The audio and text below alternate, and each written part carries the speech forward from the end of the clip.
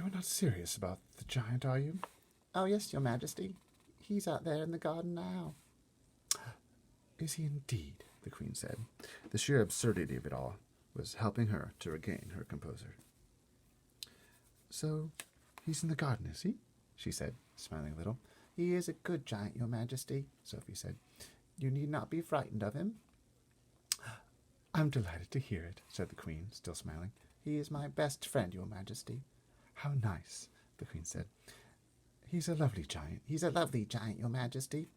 I'm quite sure he is, the queen said. But why have you and this giant come to see me? I think you may have dreamed that part of it too, your majesty, Sophie said calmly. That pulled the queen up short. That took the smile right off her face. She certainly had dreamed that part of it. She was remembering now, at the end of her dream,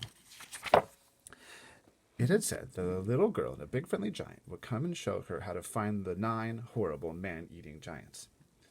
But be careful, the queen told herself.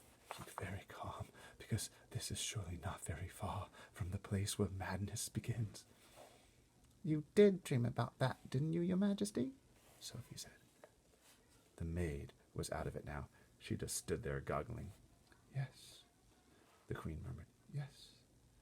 Now you come to mention it, I did, but how do you know what I dreamed?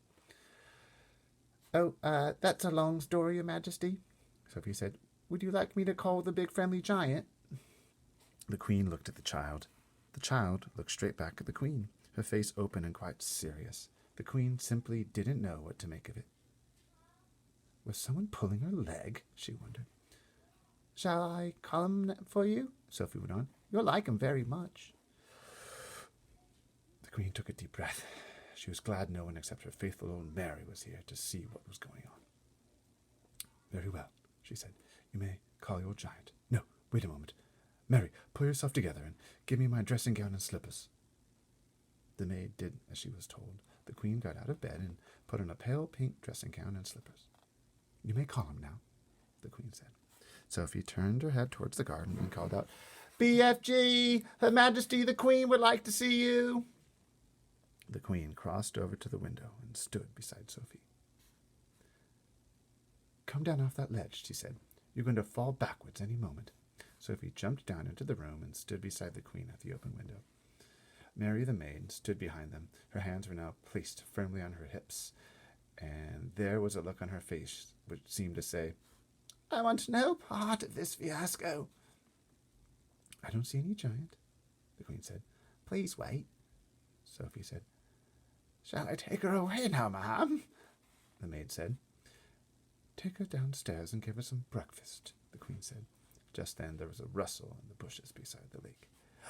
Then out he came, 24 feet tall, wearing his black cloak with the grace of a nobleman, still carrying his long trumpet in one hand. He strode magnificently across the palace lawn towards the window. The maid gasped. The maid screamed. The queen gasped. Sophie waved. The BFG took his time. He was very dignified in his approach. When he was close to the window where the 3 of them were standing, he stopped and made a slow, graceful bow. His head, after he had straightened it up again, was almost exactly level with the watchers at the window. Your Majester, he said. I is your humbug servant. He bowed again. Remember we talked about Majester? Considering she was meeting a giant for the first time in her life, the queen remained astonishingly self-composed. We are very pleased to meet you, he said. Down below, a gardener was coming across the lawn with a wheelbarrow. He caught sight of the BFG's legs over to his left. His gaze traveled slowly upward along the entire height of the enormous body. He gripped the handle of the wheelbarrow. He swayed. He tottered. Then he keeled over on the grass in a dead faint. Nobody noticed him. Oh, Majester, cried the BFG. Oh, Queen. Oh, Monarcher. Oh, Golden Sovereign. Oh, Ruler.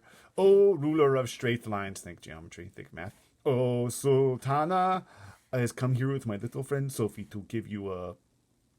The BFG hesitated, searching for the word. To Give me a what? The BFG said. Assistance, the BFG said, beaming. The Queen looked puzzled. He sometimes speaks a little funny, Your Majesty, Sophie said. He never went to school.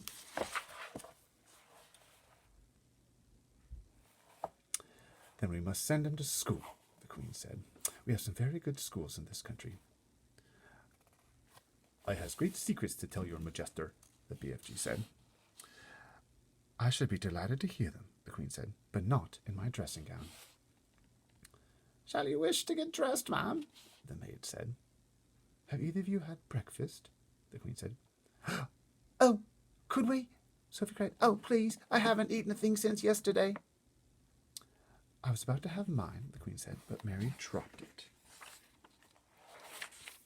The maid gulped. I imagine we have more food in the palace, the Queen said, speaking to the BFG. Perhaps you and your little friend would care to join me? Will it be repulsant snozcumbers, Majester? The BFG asked. Will it be what?